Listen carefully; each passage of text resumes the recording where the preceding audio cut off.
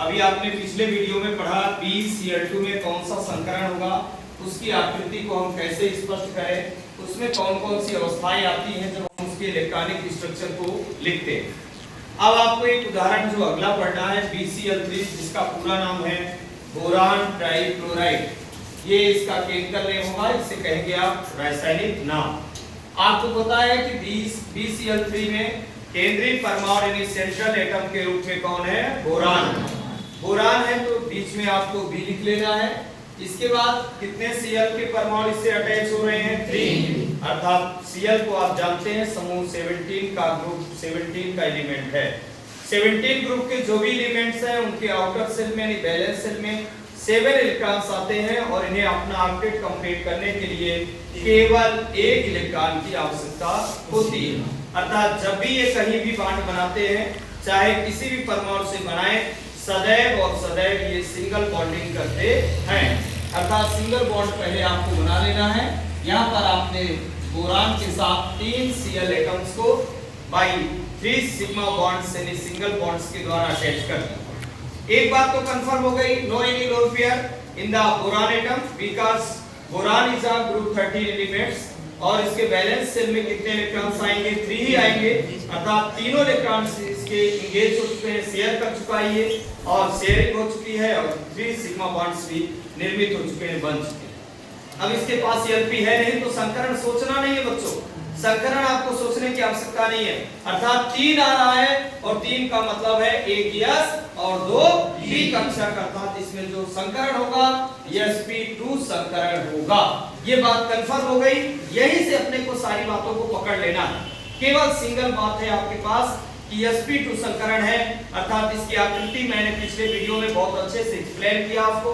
इसकी आकृति होगी समतल त्रिभुजाकार, बंद कोण होगा 120 डिग्री। कितने यस के भाग लेंगे, 1 यस का कक्षक। कितने पी के भाग लेंगे, 2 पी के भाग लेंगे। और जहां तक बात ये अवस्थाएं लिखने की आती हैं तो ये बहुत सरल बात होती है कि पहले इसकी ग्राउंड स्टेज में इलेक्ट्रॉनिक कॉन्फ़िगरेशन लिखिए। एटॉमिक नंबर 5 है, आपके सामने ये इलेक्ट्रॉनिक कॉन्फ़िगरेशन लिखा हुआ है। 1s2 2s2 2px में 1 जाएगा। y को एक भी इलेक्ट्रॉन नहीं मिला बेचारे को और z को भी एक भी इलेक्ट्रॉन नहीं मिला। अर्थात यहाँ भी आपने अकॉर्डिंग टू हुन्स लॉ आपने आर्टिकल्स में इलेक्ट्रॉन को फिल किया। यहाँ पर एक इलेक्ट्रॉन आ रहा है। एक बात आपको जहां तक थोड़ी सी कंफ्यूजन क्रिएट करती है कि हम वास्तविक में एक्साइटेड स्टेज में ले ही क्यों जाते हैं। तो एक्साइटेड स्टेज में ले जाने का मकसद समझिए, क्योंकि आपको पता है कि संकरण करने वाला कौन है, बोरान। केंद्रीय परमाणु में संकरण होता है, केंद्रीय परमाणु के कक्षकों में संकरण की प्रक्रिया होती है। बट ये जो 3 Cl है वो बॉन्ड बना रहे हैं, देख रहे हैं। और ये बॉन्ड कैसे बनते हैं, सिग्मा और पाई बॉन्ड का निर्माण कैसे होता है, बाय ओवरलैपिंग प्रोसेस।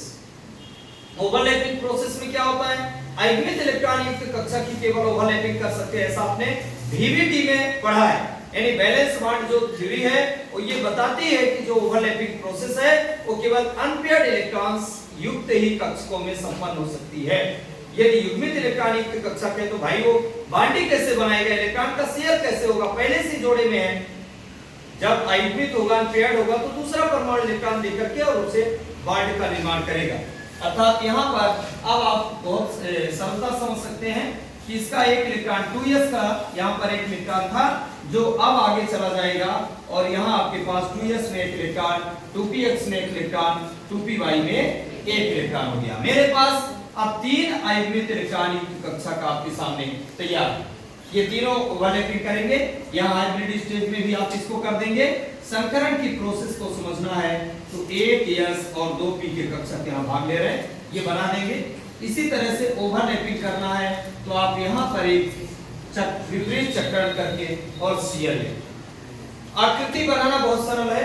पहले आप 1 s जिसकी आकृति आप सभी को पता है, गोलाकार होती है। कौन सा s ऑर्बिटल भाग ले रहा, 2s एटॉमिक ऑर्बिटल। इसमें एक्सिस आपको खींच देना है यानी x y और z। कितने p कक्षक लेना है, 2, 2px और 2py। बच्चों 2px जो है तो अक्ष पर होता है, ऐसा इसकी आकृति होती है। इसको बना लेंगे, मैं थोड़ा सा छोटा बना रहा हूं।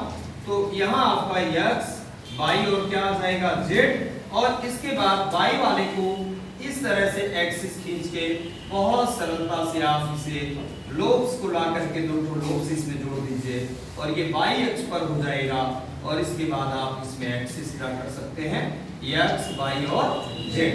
जो फाइनल शेप बनाना है तो आपको पता है कितने इसमें संकरित कक्षक बनेंगे, 3 बनेंगे, चूंकि 3 ही भाग ले रहे हैं। इसको बनाने का तरीका मैं पहले ही आपको बता चुका हूँ।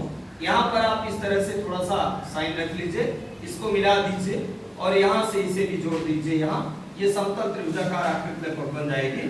इसके बाद यहाँ पर आपको केंद्रीय परमाणु बोरान लिखना है। यहाँ जो मैं बॉन्ड्स खींच रहा हूँ इनमें आपको लोब्स लगा देना है। ये बहुत बढ़िया आकृति और बहुत सरलता से बनेगी। यहाँ ये 3 बड़े लोब और 3 ही क्या बनेंगे, छोटे, तब जाकर के 3 कक्षक कहे जाएंगे। इस तरह से आपकी ये आकृति बन जाएगी और बंद कोण जो आपके सामने होगा तो बंद कोण कितना होगा, 120 डिग्री। यहाँ से इसकी शेप भी कंप्लीट हुई।